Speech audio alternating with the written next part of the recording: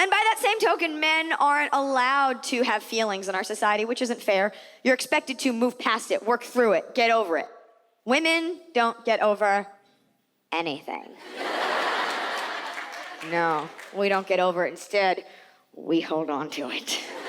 We hold on to that rejection. We hold on to it. We pluck it out of space-time and we examine it from hindsight. We put it in different scenarios. We bring in experts like, Stacy, get over here. What are you? Remember that guy took me to Coachella, never called me again? Should we drive to his house? And sometimes we hold on to the pain of our rejection so tight that they become part of the makeup of our personalities. And then we get to use the pain of that past rejection, ladies, as an excuse for why we are the weird brand of fucked up that we are now.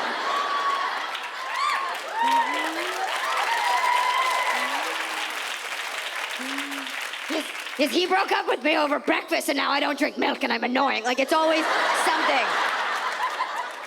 Every girl in here remembers almost every time she was rejected, because for women, it doesn't happen as much for men. And every girl, every human remembers the first time they were rejected. I'll go first, 4th grade. So, we were going to sit down for circle time, and I went and I sat by a boy I thought was cute, and he told me to go away.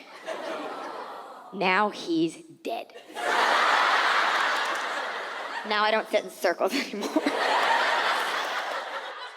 But we cherish our rejections. They give us texture, they give us personality, and we take each one and we label it. We label each issue, each past grievance in its own mason jar. It's very rustic, pin it, and we put it into our sack of emotional baggage. Each one. He broke up with me because I slept with his brother. Well, they're twins. They should wear different colored hats or something. I was set up. And we put it into our baggage and we throw that baggage over our shoulder. And what do we do, girls? We then walk it into the new relationship.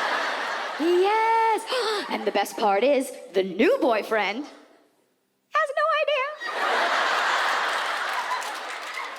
what you're hauling, and he welcomes you. Yes, he welcomes you to the new union. Like, oh, come on in. You seem pretty cool and well-adjusted. And you're like, oh, I am. Yes! This seems like a safe place for me to unpack my shit.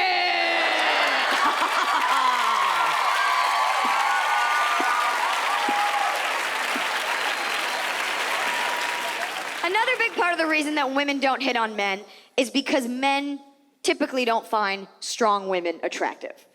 They don't. Your date's gonna look at you and be like, no way, babe, I love a strong woman. Bullshit, Chad, okay? They love vulnerability. It's very attractive when a woman is vulnerable. Why is that? Men are very physical creatures. Women are very verbal. Men are very physical. So when a woman is vulnerable, hypothetically, it would mean that she needs physical help. And when a man feels he can be of help physically, then he feels needed, and that makes him feel good and attractive. When a man feels he can insert himself. No pun intended, but fuck it, we're making a comedy show. Pun intended, okay? You gotta give him something to do. And we as women a lot of times fault men for not communicating the way that we do. Women speak more words on average than men. It's not one's better or dumber than the other. It's just the way we are. When we talk at you, I want to talk. I want to be communicative about being communicative. You're not saying anything. Why aren't you talking about? You're not being communicative about your lack of being communicative. And I want to talk about how much I hate my friend Stacy. You haven't met Stacy, but when you meet her, you're gonna fucking hate her. We have to have. And he's just sitting there like, Mungo, no. Like, it's scary. If you have any doubt if a guy likes you, don't always look for the words, look for the actions. They will show you. I wish someone had told this to me when I was in my 20s. Because when you're younger, you're like, he's just not texting back. He's just busy. He's just at work. His family died. Like, there's no bullshit like that. When a guy likes you, he shows up. If you have any doubt if the guy with you tonight likes you, give him something to do. If a guy likes you, he'll do anything. Be like, will you carry this glittery brick of cat shit? He'll be like, no, no, no.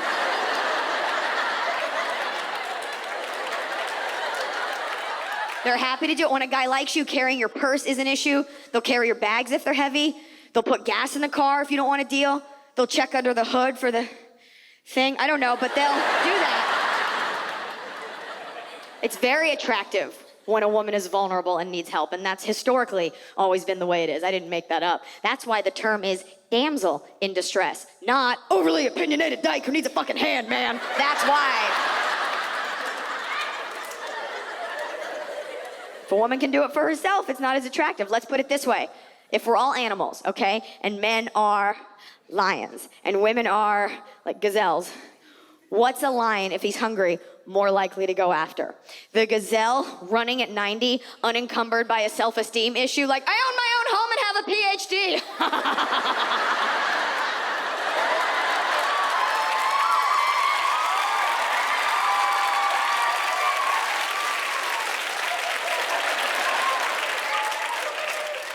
I enjoy witty banter. I just put a down payment on a boat and I don't hate my daddy. Onward!